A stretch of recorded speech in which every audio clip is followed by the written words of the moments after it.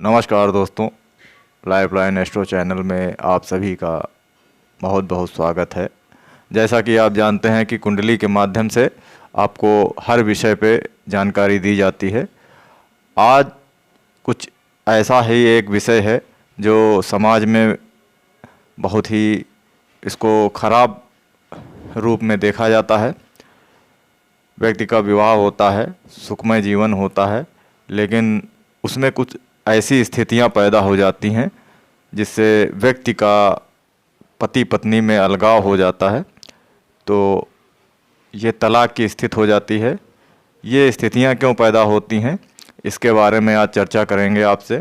कुछ ऐसे योग होते हैं जो कुंडली में बन जाते हैं, कुछ ऐसे ग्रह होते हैं जिससे तनाव पैदा होता है और ये स्थिति पैदा हो जाती है। तो दोस्तों, आइए बात करते हैं कुंडली में तलाक योग क्यों बन जाता है, कैसे बन जाता है, किन ग्रहों से बनता है और कौन से भाव ऐसे होते हैं कुंडली के जिनसे ये योग जो होता है बनता है। आइए जानते हैं।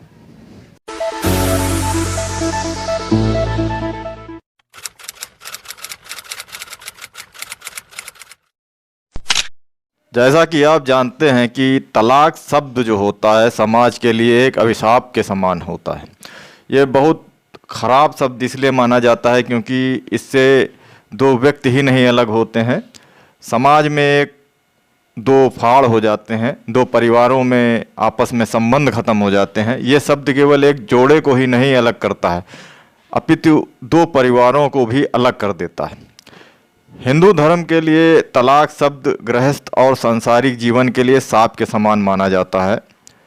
ज्योतिष के अनुसार क्या कोई योग कुंडली में होता है जो तलाक होने के लिए देखा जाता है, तो इसके लिए ग्रह और भावों को बताया गया है। कुछ ऐसी स्थितियां बताई गई हैं जिसको जो अगर कुंडली में बन जाते हैं तो ये योग निर्मित हो जाता है। क्योंकि आज से हजारों साल पहले हमारे समाज में तलाक जैसा कोई शब्द ही नहीं था। क्योंकि आप जानते होंगे कि पति को भगवान के रूप में माना जाता था।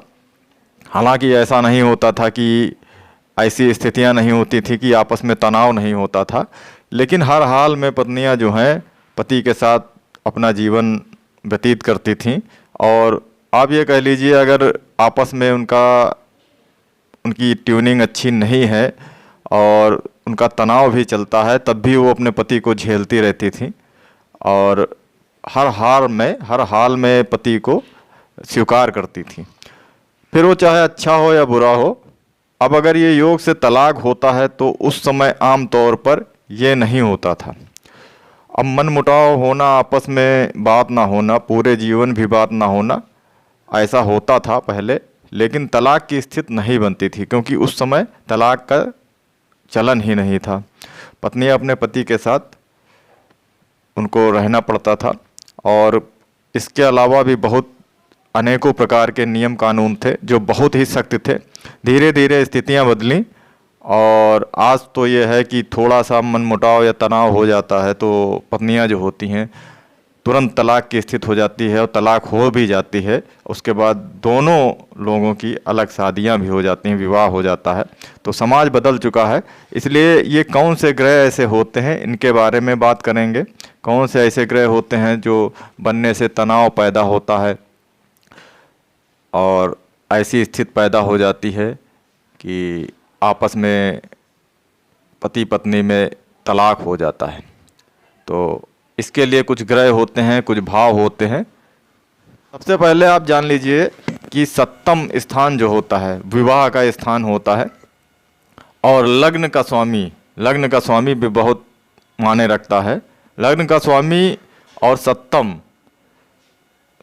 स्थान का स्वामी, सातवें स्थान का स्वामी और लग्न का स्वामी आपस में अगर परस्पर षडाष्टक होते हैं, 2 12 या 6 8 में बैठे हैं, तो ये योग बनता है, ऐसा शास्त्रों में बताया गया है।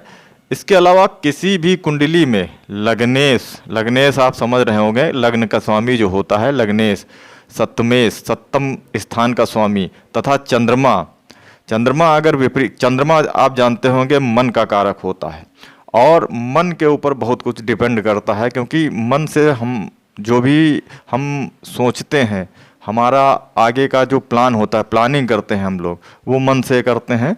और अगर हमारे मन में कुछ उल्टा सीधा या तनाव पैदा है तो हम लोग आगे कोई भी नई प्रक्रिया या नया जो भी स्कीम कह लीजिए आप, जो आगे करने की एक प्लानिंग होती है, उसको नहीं बना पाएंगे। तो मन का सही होना, बिल्कुल फ्रेश होना बहुत ज़रूरी होता है। और मन का कारक होता है चंद्रमा। इसलिए चंद्रमा अगर विपरीत स्थिति में है, किसी भी कुंडली में लग्नेश, सप्तमेश तथा चंद्रमा विपरीत स्थिति में हो तो पत्रिका के अंदर तलाक की स्थिति बनती है, ऐसा शास्त्रों में बताया गया है। इसके अलावा सप्तम भाव का स्वामी छठे या 12वें भाव में विराजमान हो, छठे या 12वें भाव में सप्तम भाव का स्वामी अगर विराजमान होता है तो तनाव पैदा होता है। और तनाव की स्थिति जब होती है, वही बात आती है कि योग होना एक अलग बात होती, क्योंकि योग पहले भी होते थे तब तलाक नहीं होता था। अगर ऐसा है तो योग होते और उस समय भी अलगाव की स्थिति पैदा हो जाती, लेकिन उस समय पत्नियां पति को झेलती थीं, किसी भी हर हाल में उनको स्वीकार करती थीं। लेकिन अब तनाव हो जाता है, तो ये स्थिति अब समय के हिसाब से बदली हैं। तो ये स्थिति तब पैदा होती है जब तनाव पैदा होता है। तो ऐसी स्थिति में ये ग्रह और भाव इसके लिए जिम्मेदार होते हैं। इस स्थिति में तलाक हो जाता है।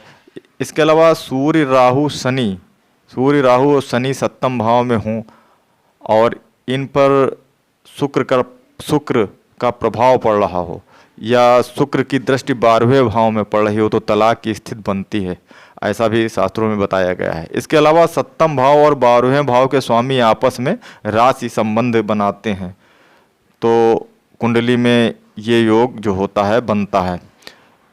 ये योग चतुर्थ स्थान का स्वामी या सप्तम भाव के स्वामी का छठे, 8वें और 12वें भाव में विराजमान होने पर भी तलाक योग बनता है।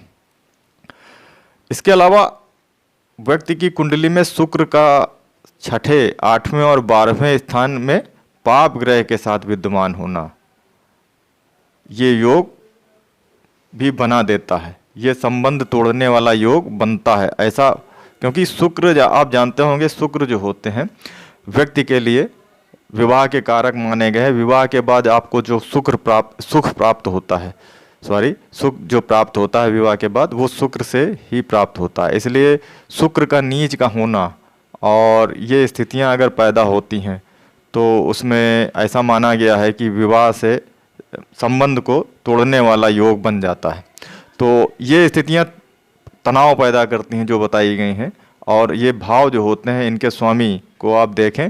इसके अलावा चंद्र कुंडली जो होती है, चंद्र कुंडली को भी आप देखें। चंद्र कुंडली में अगर ये स्थितियां बन रही हैं, चंद्रमा अगर अच्छी स्थिति में नहीं है तो ऐसी स्थिति पैदा होती। इन बातों को देखें आप।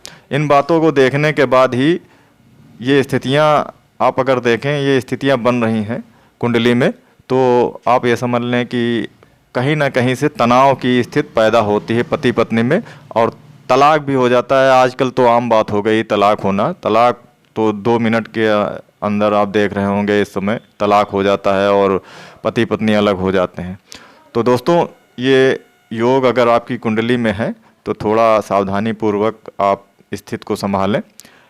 और विवाह जो होता है एक बार होता है, बार बार नहीं होता है। तो दोस्तों, अगर ये वीडियो आपको अच्छा लगा है तो कृपया लाइक कर दें, सब्सक्राइब कर दें और हमारे चैनल से जुड़ जाएं। चैनल के माध्यम से आपको नए नए ज्ञानवर्धक वीडियो हर सब्जेक्ट के ऊपर, हर विषय के ऊपर, कुंडली के जो भी विषय होते हैं बताए जाएंगे। दोस्तों, मिलते हैं अगले एक नए सब्जेक्ट को लेकर मिलेंगे आप। तब तक के लिए नमस्कार, धन्यवाद।